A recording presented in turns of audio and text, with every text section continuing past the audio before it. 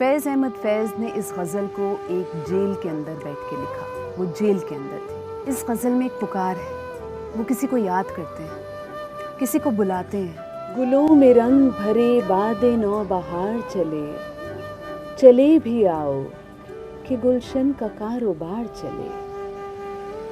कफ़स उदास है यारो, सबा से कुछ तो कहो, कहीं तो बहरे खुदा आज ज़िक्र यार चले।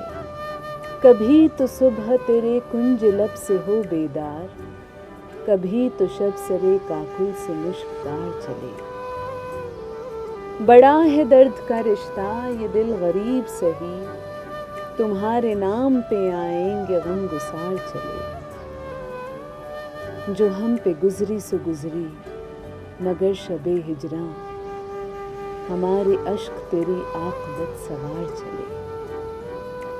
हुजूर यार हुई दफ्तरे जुनू की तलब, गिरह में लेके गरेबां कतार तार चले।